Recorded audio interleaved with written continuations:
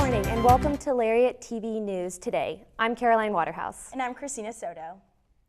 We begin with breaking news. Baylor University police have alerted the campus community of an aggravated robbery early Friday morning that included gunfire.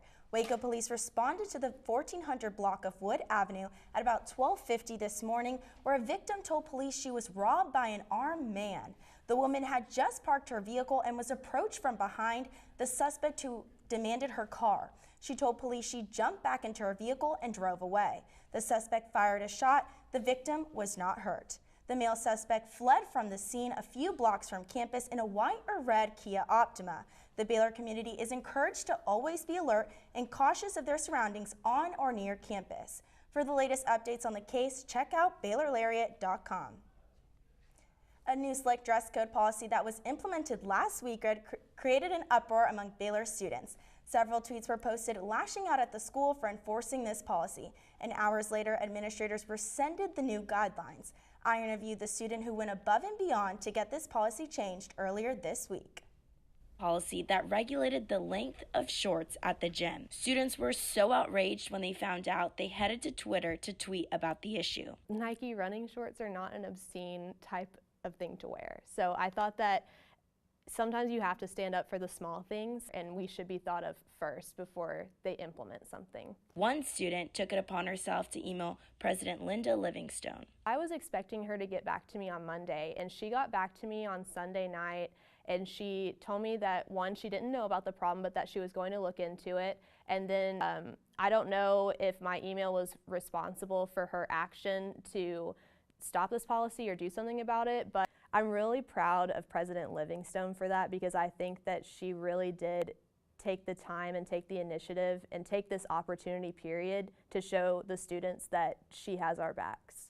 Through the power of social media, Baylor students were able to reverse a policy in less than 24 hours. And now students are wondering what is next and how Baylor will put them first. Reporting for Lariat TV News Today, I'm Christina Soto. Lawsuit, which is one of 6 lawsuits Baylor is facing regarding sexual assault claims, subpoenaed documents Wednesday from former police chief Jim Doak and former Baylor employee Magdalia Holgerson in federal court in Waco. Court records show former athletic director Ian McCaw, former senior associate athletic director Todd Patulski, and former Title IX investigator Ian McCrary all received similar subpoenas January 26th.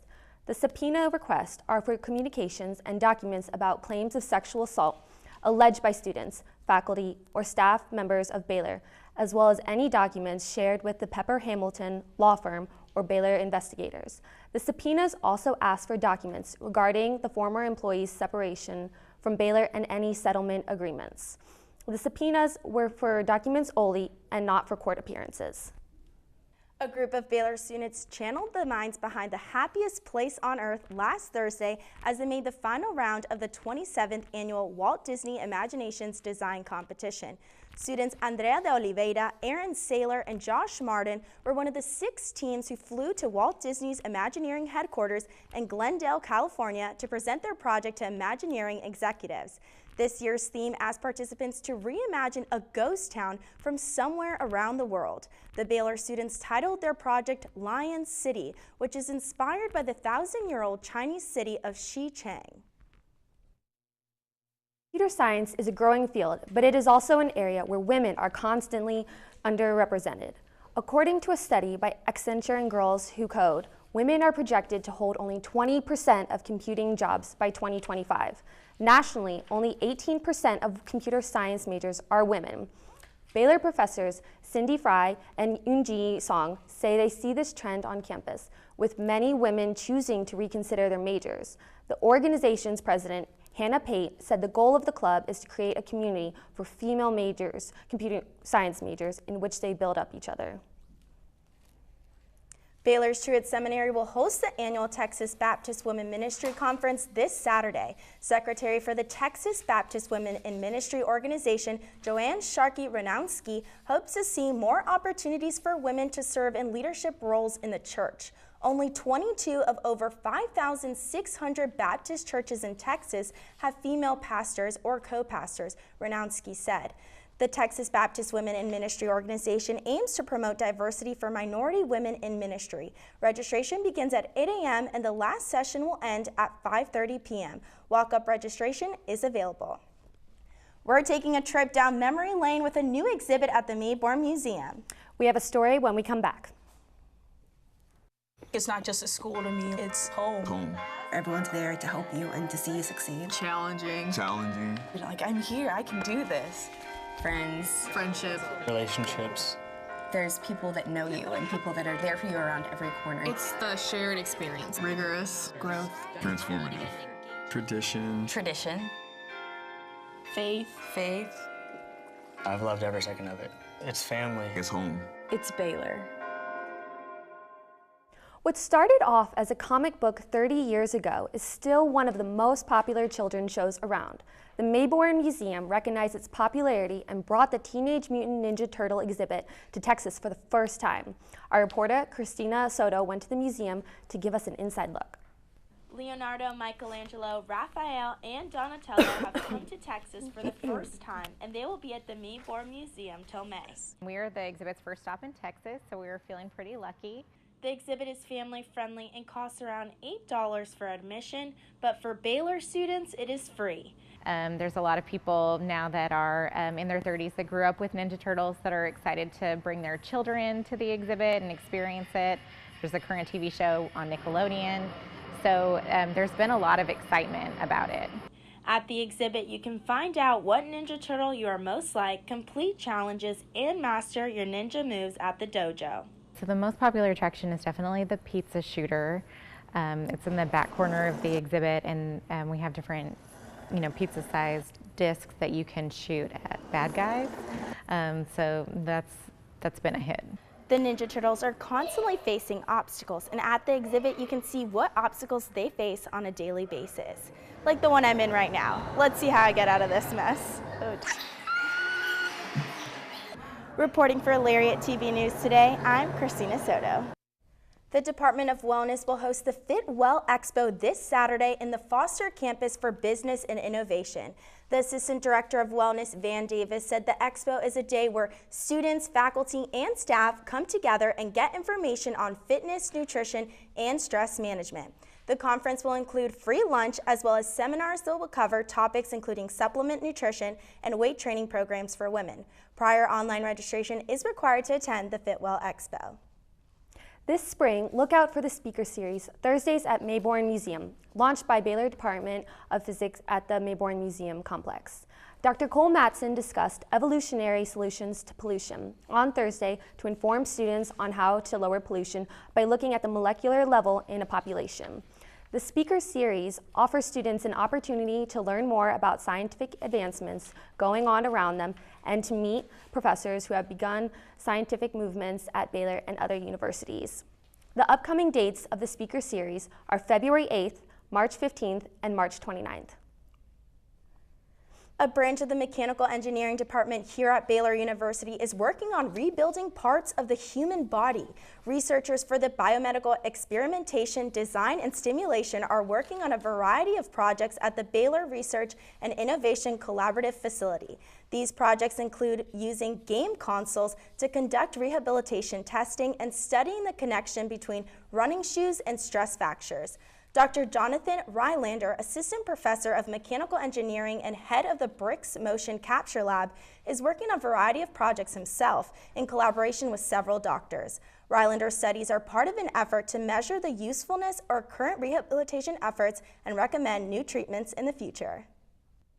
A proposal co-authored by a Baylor law professor to dramatically reform NCAA transfer rules is getting some national attention. It was written by Baylor faculty athletics representative Jeremy Counselor and Iowa State professor Tim Day. The proposed changes would include allowing a student athlete to transfer to another school of their choice and be immediately eligible if the head coach at their original school was fired or resigned. The original school could not limit the student's transfer choices, but the athlete could not follow that coach without sitting out a year.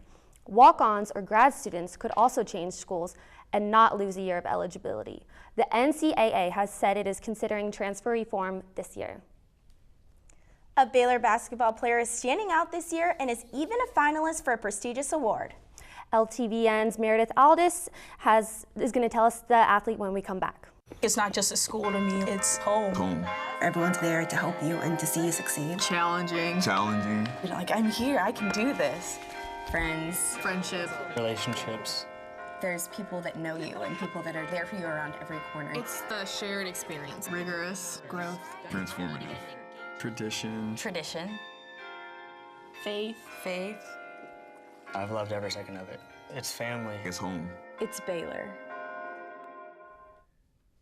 Kim Mulkey's Lady Bears are the third best team in the nation, according to the polls. You'll get no argument on that from Oklahoma State, who fought hard but lost to the Lady Bears 77-64 Wednesday night. It was Baylor's 17th straight win, and they remain unbeaten at home. Well, I mean, you know, Baylor's going to get everybody's best shot, too. I mean, they're going to get everybody's best shot, and I think they're a Final Four team. And I welcome that. Yeah. When you see Baylor across your jersey, that's respect. And that's what you build here. That's what you want. You want people to respect you. That may be why Jones played so good, is because it was against Baylor. We welcome that.